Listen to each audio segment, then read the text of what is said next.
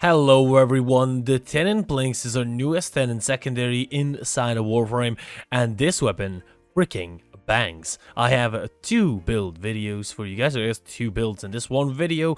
The first one being basically killing acolytes, disruption bombardiers or suicide bombers, eidolons, even some bosses is going to be the first build. This weapon will decimate with its alt fire, and also the second build will be basically just AoEing enemies to death. Without any further delay, let's get straight into the weapon stats themselves, because they are really good. The primary fire has 44% critical chance, which is the second highest out of all the secondaries, a little bit below the epitaph. 3 times critical multiplier, 12% status, heat as its base damage, and I also went with heat on my elemental, and puncture damage. Now the secondary fire is a little bit different. It has 40% critical chance, which is still pretty high. 3 times multiplier, it does impact instead of puncture, and it still does heat damage. That is because, of course, of my element. And the explosion itself does radiation damage and heat damage as well. So, honestly, really good stats. This weapon can be a critical monster. Now, let us show you the second build, or I guess first build, because it's in conflict B, so that's why I confused it. This build is going to be used for killing disruption targets, killing acolytes, killing eidolons even, and they're disrupting their ports, or destroying their ports, I guess, and also some bosses as well. This weapon decimates with this build. First off, synth charge, 200% bonus on damage on final shot, considering you only have basically one shot in the side of your alt fire. That is the final shot, so you're gonna get 200% damage. Creeping bullseye for critical chance. We have a hemorrhage. We have hemorrhage here. I've seen some people use some different mods on this ability. This mod can be changed out for I guess, faction mod. So Expel Grenier, you can use that or Prime Expel Grenier, depending on which one you have. You can put that inside of the hemorrhage slot. We have Galvanized Shot, we have Prime Target Cracker, we have Galvanized Diffusion, Frostbite, and also Pathogen Rounds. And Lethal Momentum for projectile speed, and Secondary Deadhead, of course, because of those juicy headshots. So Viral, Heat, pretty good. Now, there is a little bit of a setup we have to keep in mind. Primer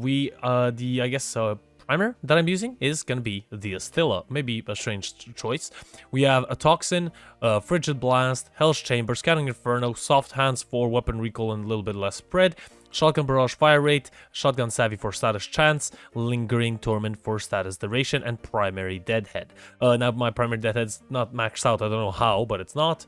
So basically just focusing on priming the enemy, getting him, a couple headshots in, and basically that is it. Just priming him for the devastating shot that he's going to receive with the Tenet Plinx. Now, the Warframe that I used in the gameplay that you're going to be seeing, or I guess the B-roll would be more correct to say, is going to be Ash.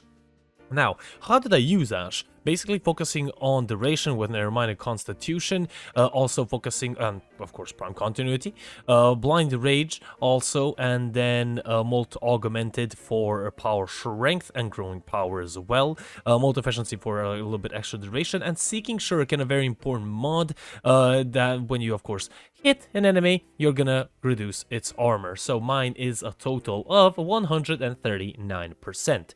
One thing that I want you guys to keep in mind, in the build I did not use this.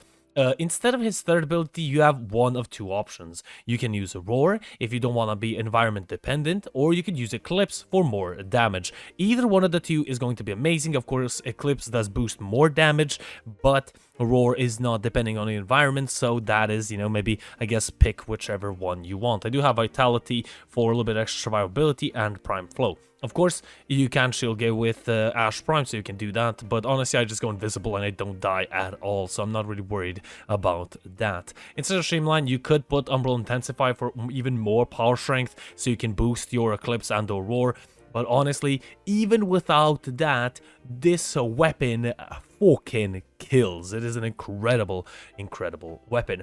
Now, I'm gonna shortly roll the B-roll, I guess, of me killing the disruption targets and also acolytes. Basically, I just stopped them with Magus Lockdown, and that is pretty much it. I stopped them, reduced their armor, primed them a little bit, and then, boom, headshot, they are dead. Now, you might be saying, well, Gaming Weasel, they're level 120. Now, that is nothing. I can do that with my Bratton level 1. What is this?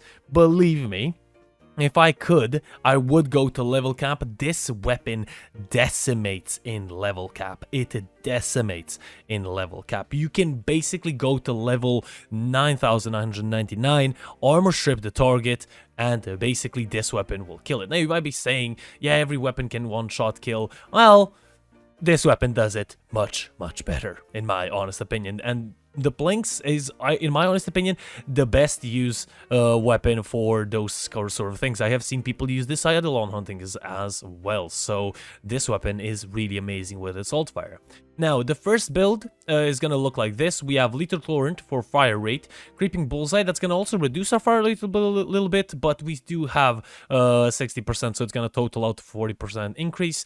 We have Prime Target Cracker, the Galvanized Diffusion and Shot as well. Hemorrhage is going to be very good, because, of course, this is basically just Hunter Munitions for secondaries, Frostbite with Pathogen rounds, Lethal Momentum, and our secondary Merciless in this slot, because of the reload speed, so you can recharge your old fire a little bit faster.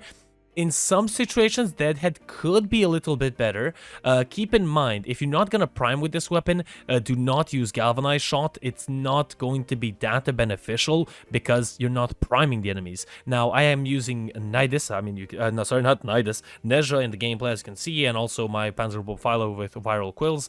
So I'm getting Viral, so, you know, we could say, no, I'm getting 80% damage increase on this, so that is pretty good. But if you're not willing to use the Panzer Wolfophyla or a Warframe that can apply statuses, then Galvanized Shot could be replaced for an Expel mod, so, you know, Expel Infested, Grenier Corpus, so on and so forth.